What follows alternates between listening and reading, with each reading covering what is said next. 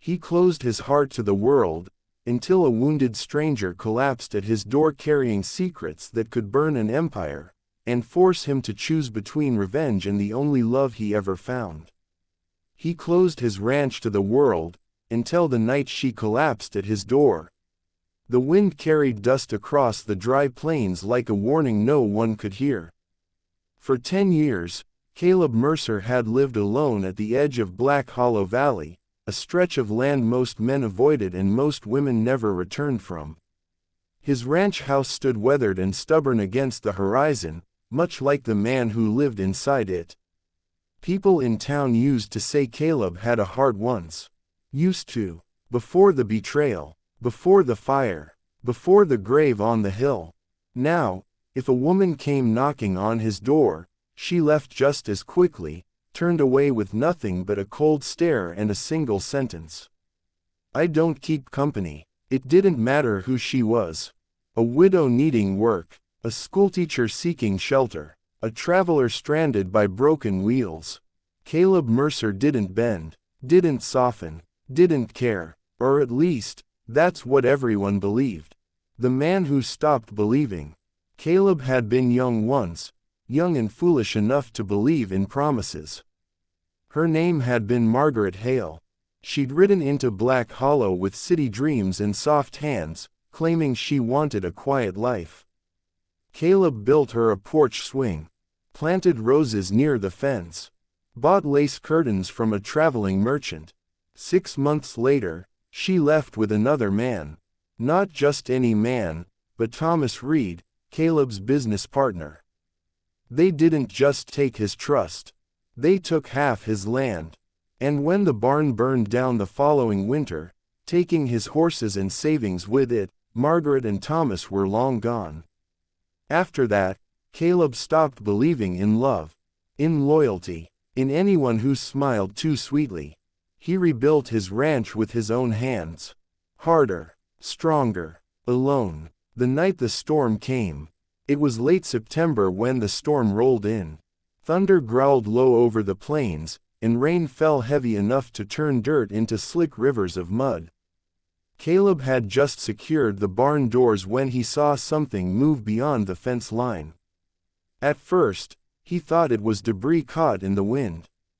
Then he saw her. She was stumbling, barefoot, dress-soaked, dark hair plastered to her face. She clutched something to her chest, a small leather satchel, and every step looked like it cost her breath. Caleb's jaw tightened. Not my problem, he muttered. He turned toward the house. That's when she fell, face first into the mud. The thunder cracked above them, and something inside him, something buried deep and unwanted, twitched. He cursed under his breath. Then he walked toward her. I need help. Up close, she looked worse. There was blood soaking through the side of her dress, just below her ribs. Not fresh and pouring, but dark, heavy, and dangerous. Her hands were scraped raw, her lips pale from exhaustion. She blinked up at him, dazed. Her voice barely carried over the rain. I need help.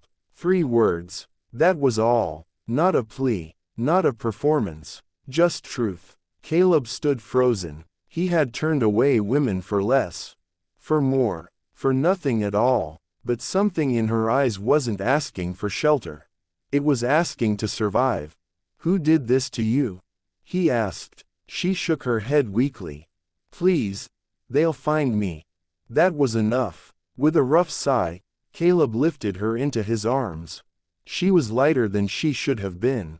And burning with fever. The secret she carried. He laid her on the couch near the fireplace and worked quickly.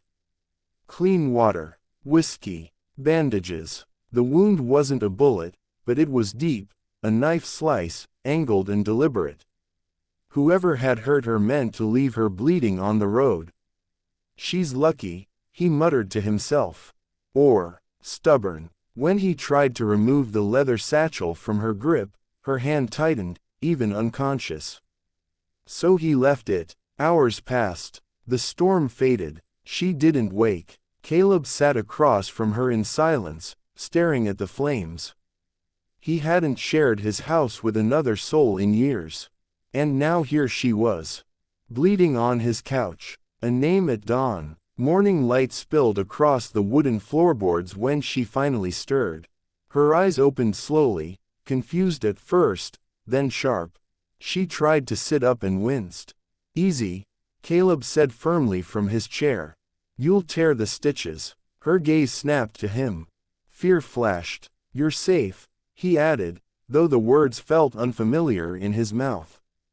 She studied him carefully, the broad shoulders, the scar across his jaw, the guarded expression. "Where am I?" she whispered. "My ranch. Black Hollow." Her face changed. Not relief, recognition. "That far already?" she murmured. Caleb frowned. "Already from where?" She hesitated. Then she said, "My name is Evelyn Carter." The name meant nothing to him. But the fear in her eyes did.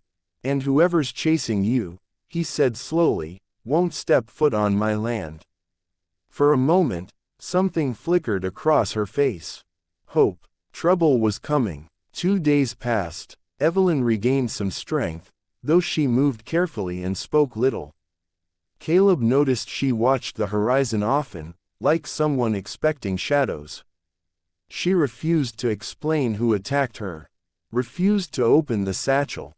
Refused to leave. On the third evening, Caleb saw dust rising far down the main road. Riders. 3 of them, and they weren't lost. Caleb's expression hardened. Inside the house, Evelyn saw it too through the window. Her hands began to shake. "They found me." Caleb reached for his rifle. "Then they found the wrong ranch." The riders at dusk. The 3 riders didn't slow as they approached the Mercer Ranch. They rode like men who believed the world moved aside for them. Caleb stood on the porch, rifle resting easy in his hands, not raised, not lowered. Just waiting. Behind him, inside the house, Evelyn stood near the window despite his warning to stay back. Her fingers clutched the curtain as she watched the men draw closer. She knew those silhouettes, and she knew what they were capable of. The man in the middle. The rider in the center wore a long black coat despite the heat. His hat brim cast a shadow over sharp, calculating eyes. A silver pocket watch chain glinted against his vest. Caleb recognized that type. Money. Authority. No conscience. The man dismounted slowly, boots sinking into the dirt. "Evening," he called out smoothly. "Name's Victor Langford. We're looking for someone." Caleb didn't move. "Road runs both ways," he replied flatly. "Keep riding." Victor's smile widened, but it didn't reach his eyes. A young woman. Injured. Traveling alone. She stole something that doesn't belong to her. Inside the house, Evelyn's breath caught. Caleb didn't turn around. "Ain't seen anyone," he said calmly. Victor's gaze drifted toward the house windows. "I'd hate to think you're lying to me, Mr. Mercer." Something shifted in Victor's expression at the name. "Ah, Caleb Mercer. I've heard of you." "That's so, yes. A man who prefers solitude. Doesn't involve himself in other people's troubles." Caleb's jaw tightened slightly. Victor continued, voice silk smooth. "Then this shouldn't concern you." The lie that changed everything. For a long moment, neither man spoke. Wind moved through the dry grass between them. Finally, Caleb said, "You're trespassing." Victor chuckled softly. "Careful, Mr. Mercer. The woman inside your home is a criminal." Inside, Evelyn closed her eyes. Criminal. That's what they'd called her since she ran. Victor stepped closer, lowering his voice. "She stole company. Documents. Dangerous documents. If she shares them, powerful men fall." Caleb's eyes sharpened. "What kind of company?" Victor hesitated. "Just barely. Railroad interests." Now Caleb understood. Railroads meant land. Land meant power. And power meant blood. "You build tracks through towns," Caleb said slowly. "Force folks off their farms." Victor's smile faded. "Progress requires sacrifice. Not on my land." The truth behind the satchel. Inside the house, Evelyn made a decision. She stepped outside. Stop. Caleb barked quietly over his shoulder. But she kept walking, pale yet steady.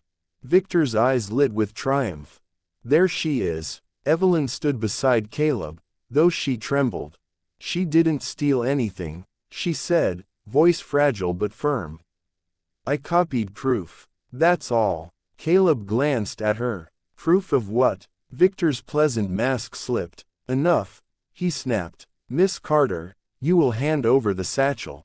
Evelyn shook her head. They're buying land through threats. Burning homes when families refuse to sell. The fire in Red Creek. That was them. Caleb felt something cold settle in his chest. Red Creek. He remembered the smoke on the horizon months ago. Victor's tone hardened. Those are serious accusations. They're true, Evelyn whispered. I worked in their records office. I saw the payments. The hired men. She looked at Caleb then, not pleading this time, but trusting. That satchel holds contracts, signatures, bribes, names. Victor reached for his revolver. Caleb raised his rifle in one smooth motion. Silence exploded between them. The first shot. The standoff lasted only seconds. One of Victor's men twitched. That was all it took. The first shot rang across the valley.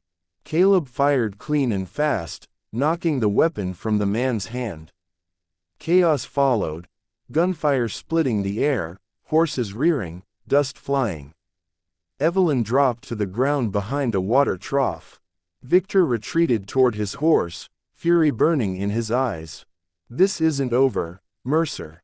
He shouted. You just declared war on men far bigger than you. Caleb fired one last warning shot into the dirt near his boots.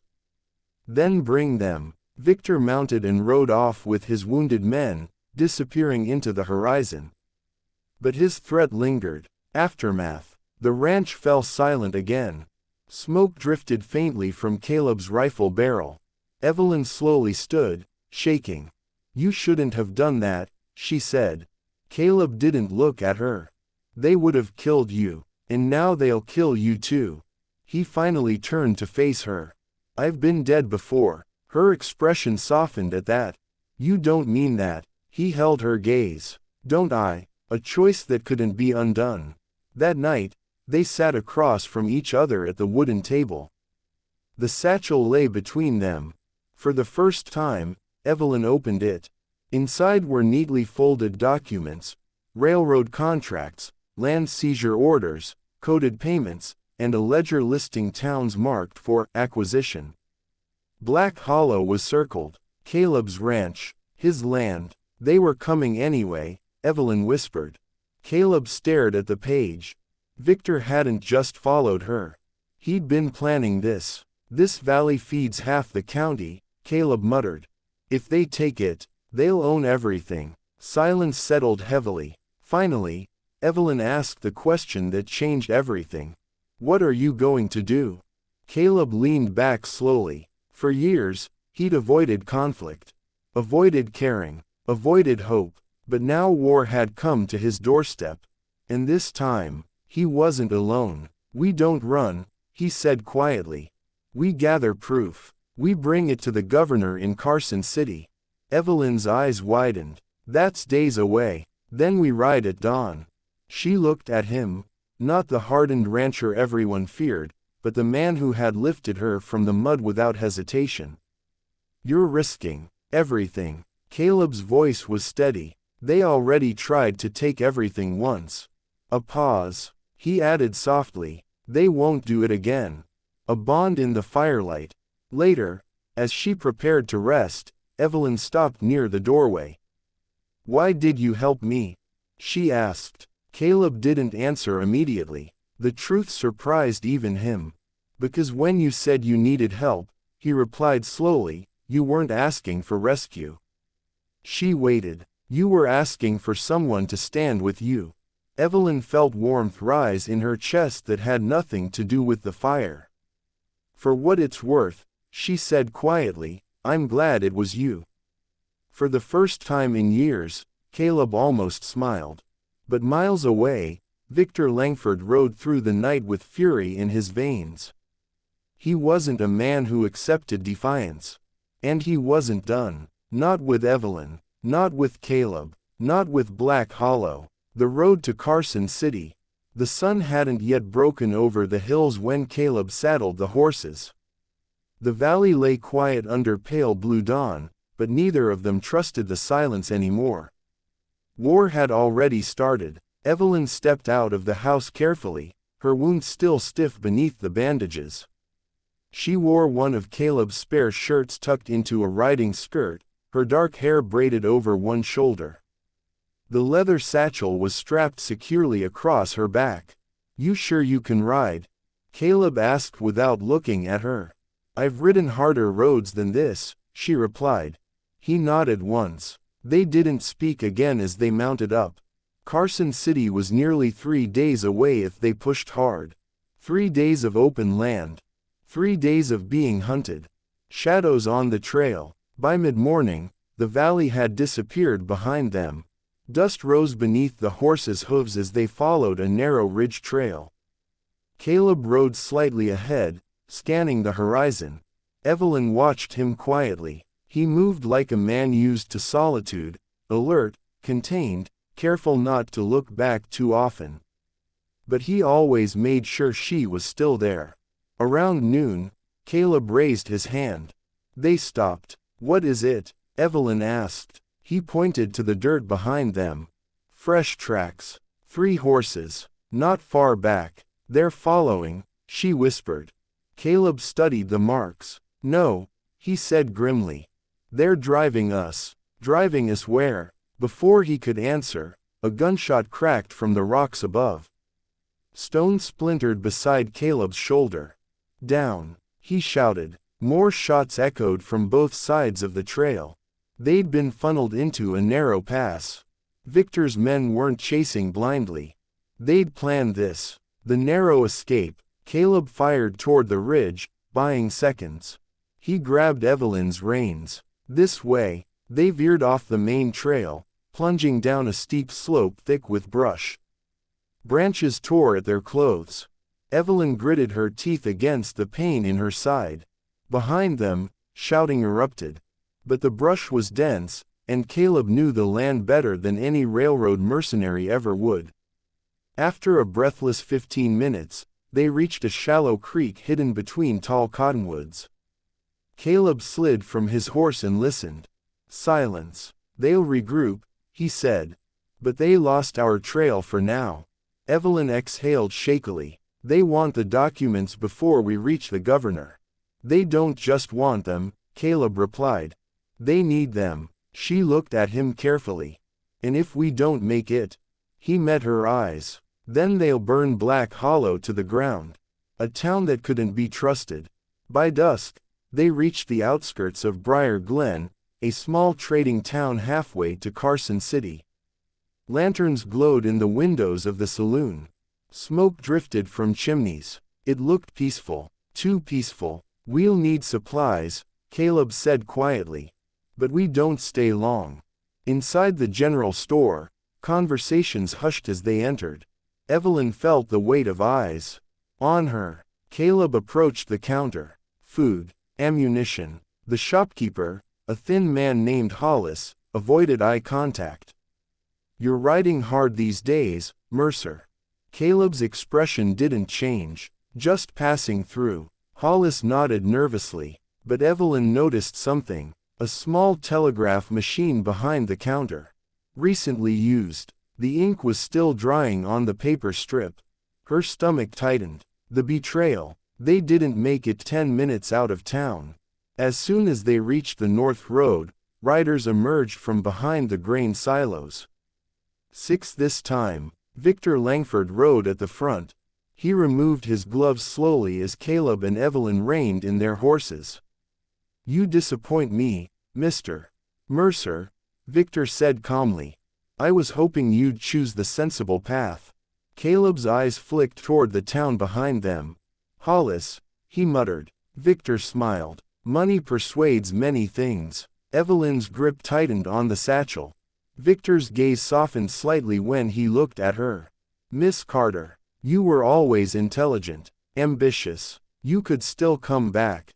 To what? She snapped. Watching families lose everything. To progress, Victor corrected coolly. Caleb's voice cut in, low and dangerous.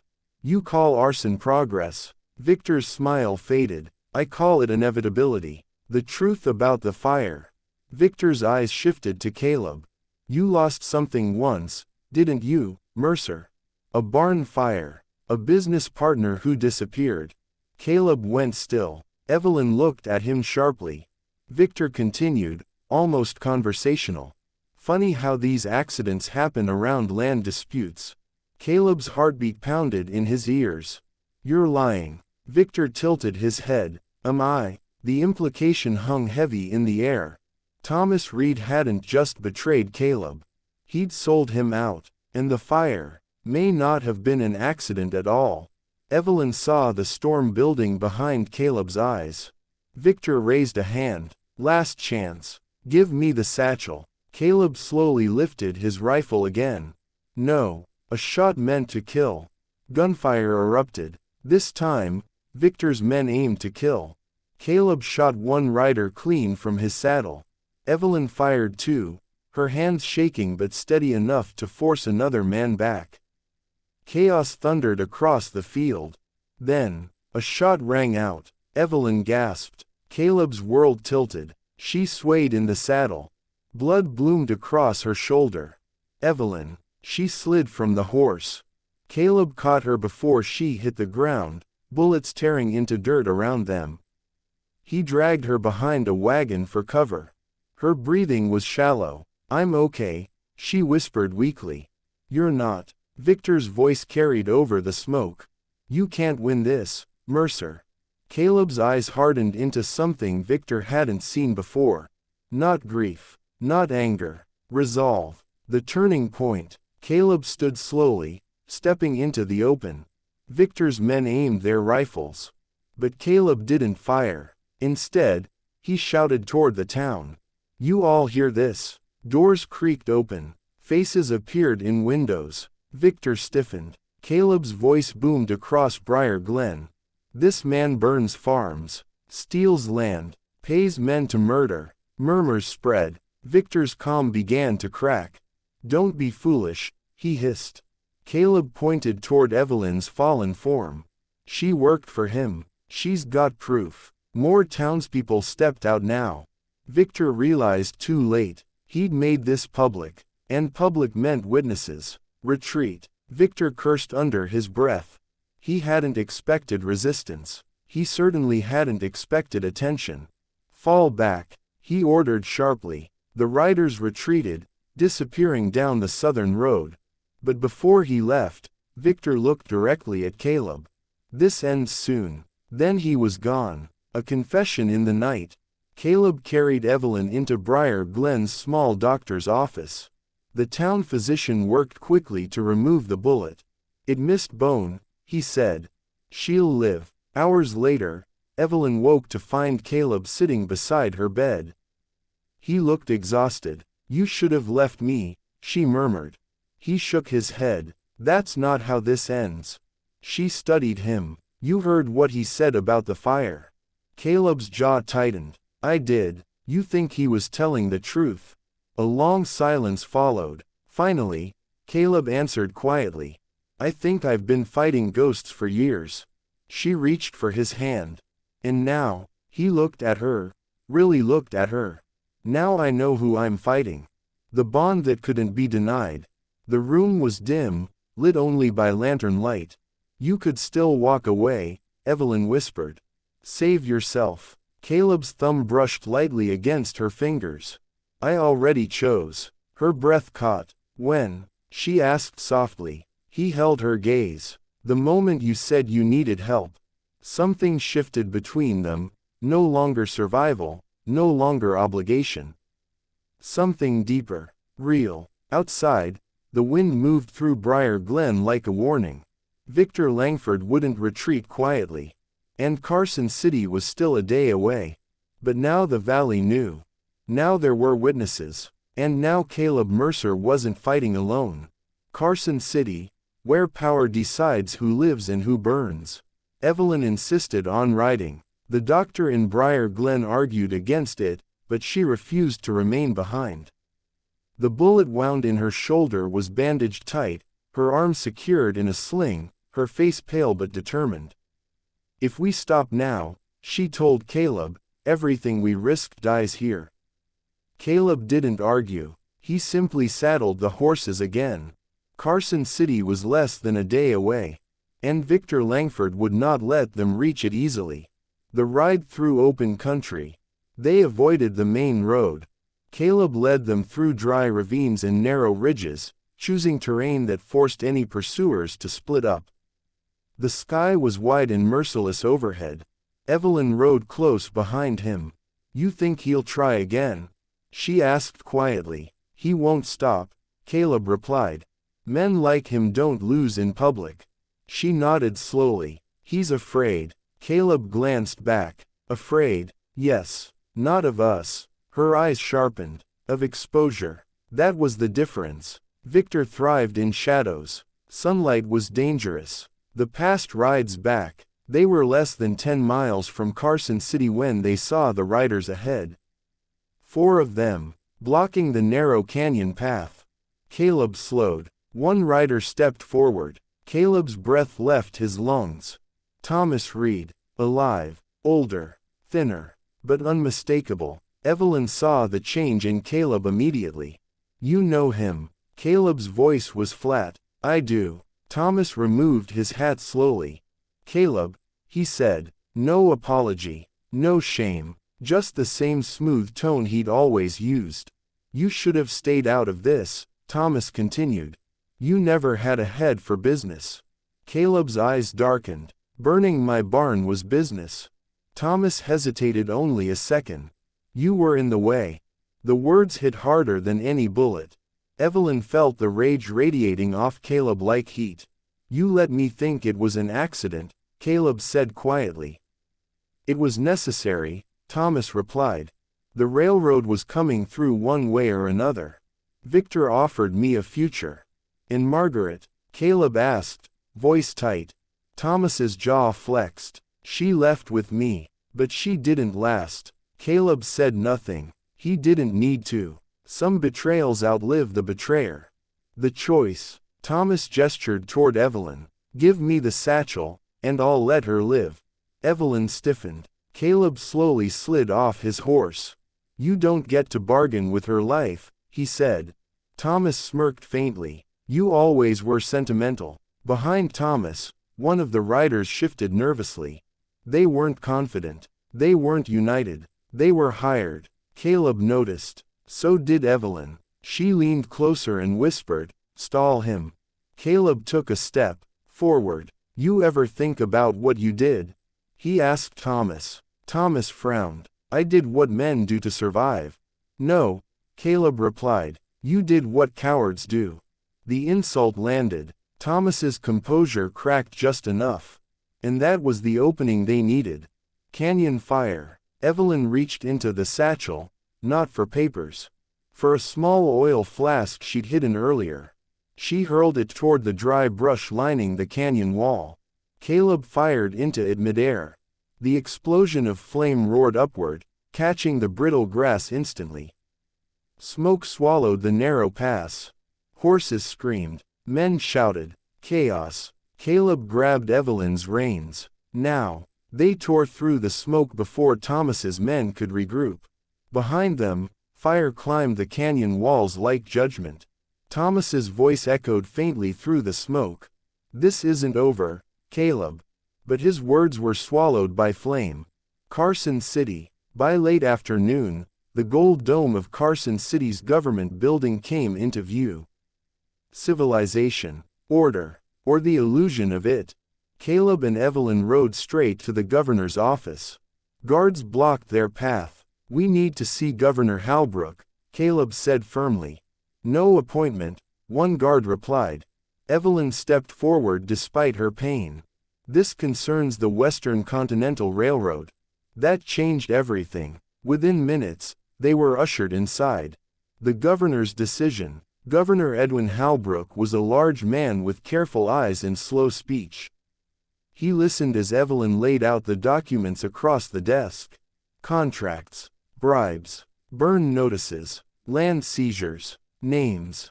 Halbrook's expression darkened with every page. "You're accusing some of the wealthiest men in the territory," he said finally. "I'm presenting proof," Evelyn replied calmly. Halbrook leaned back. "You understand what happens if this goes public?" Caleb answered. "It should go public." The governor studied him carefully. "And if I bury it?" he asked quietly. The room went still. Evelyn's heart pounded. Caleb stepped closer to the desk. "Then you're part of it." The air thickened. Halbrook's gaze shifted between them. "You're asking me to start a war with the railroad?" "No," Evelyn said softly. "We're asking you to stop one." Silence stretched long and heavy. Finally, Halbrook stood. "Arrest warrants will be issued for Victor Langford and his associates," he said firmly. "Effective immediately." Relief flooded Evelyn so fast she nearly swayed. Caleb steadied her. "But understand," Halbrook added, "men like Langford do not surrender quietly." The final threat. As they stepped outside the building, the city felt different. Louder. Tense. And then they saw him. Victor Langford stood across the street. Alone. Waiting. He tipped his hat slowly. "You think paper will save you?" he called calmly. Caleb stepped in front of Evelyn. "Guards are already looking for you." Victor smiled faintly. "They won't find me." He looked at Evelyn. "You were valuable once." Then at Caleb. "You're predictable." Caleb's voice was steady. "You lost." Victor's smile faded completely. "No," he said softly. "I adapt." Then he disappeared into the crowd.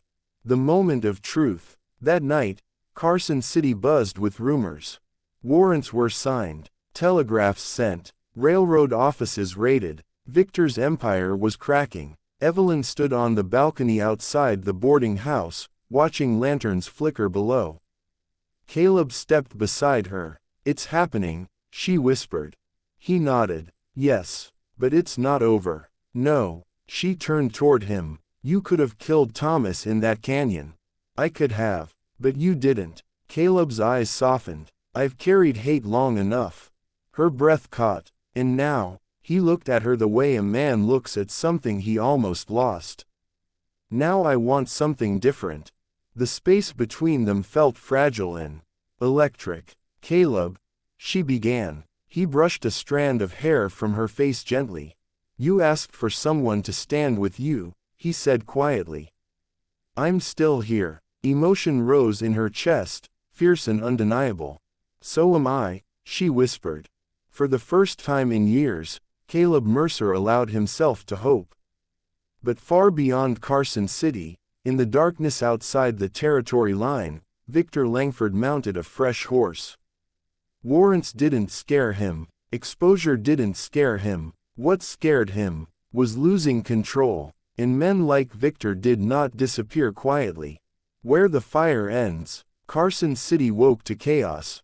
By sunrise, warrants had been delivered across the territory. Railroad offices were sealed, accounts frozen. Deputies rode hard in every direction carrying the governor's seal. Victor Langford's name spread like wildfire. But Victor was already gone. A message in the ashes.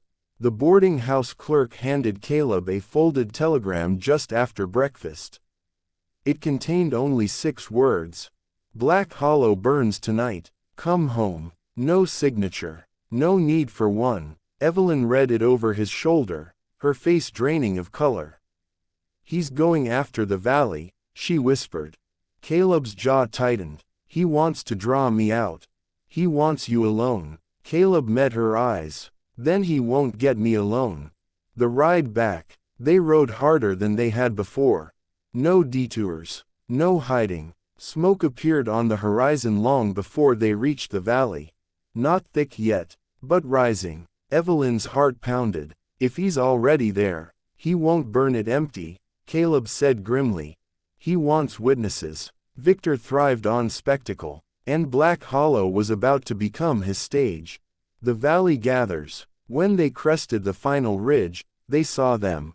Townspeople, ranchers, farm families, armed, waiting. Word had traveled faster than fire. Briar Glen had spoken, Carson City had acted, and Black Hollow had chosen. Sheriff Doyle stepped forward, rifle in hand. "We heard what happened," he said gruffly. "Figured we'd stand this time."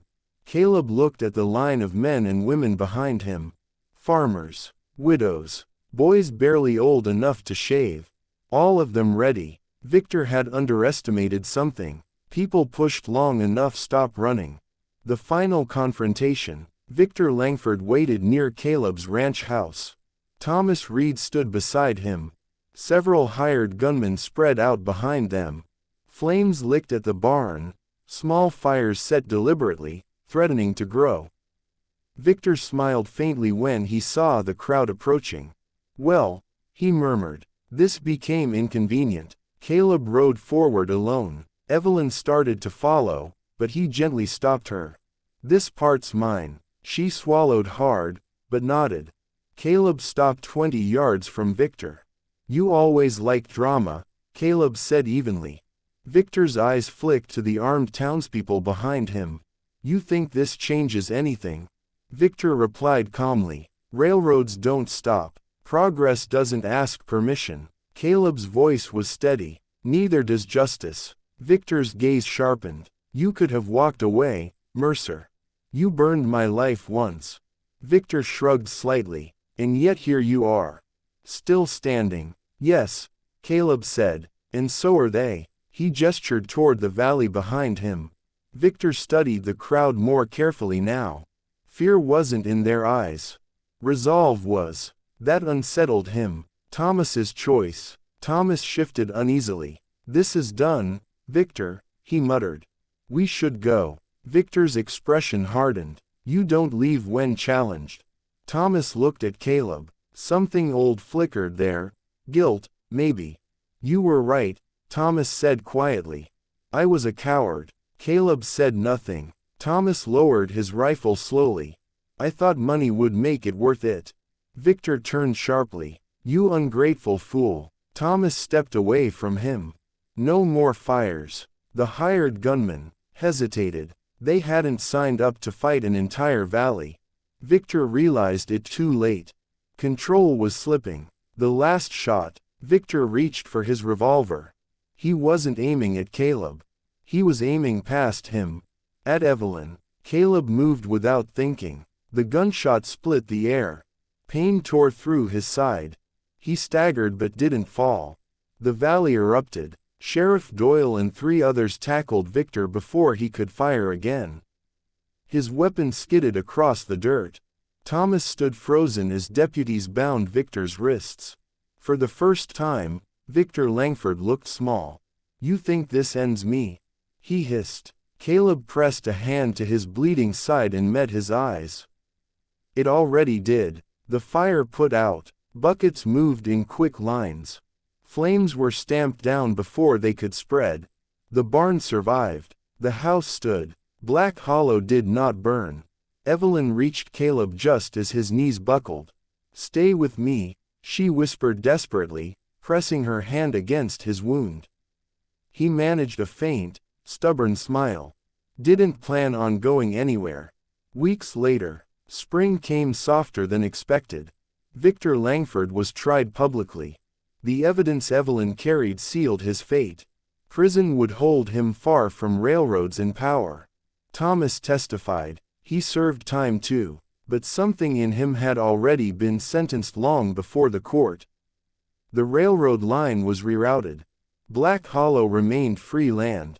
The porch swing. Caleb stood on his porch one quiet evening, watching the sun dip low across the valley. The porch swing creaked softly beside him. Evelyn stepped outside, her shoulder healed, her strength returned. "You rebuilt it," she said gently. He nodded. "Figured it deserved another chance." She studied him. "So did you." He looked at her fully then. The guarded man she'd met in the storm was still there, but not alone anymore. I closed this place off once, he admitted. Thought it kept me safe. And now, he stepped closer. Now I know safety isn't the same as living. Emotion warmed her eyes. You don't have to stand alone anymore, she said. He reached for her hand, the same way he had the night she whispered 3 words in the rain. I know, he replied softly. The valley stretched golden and endless around them. No smoke, no riders, no shadows closing in, just wind through open land, and a future neither of them had expected. But both had chosen.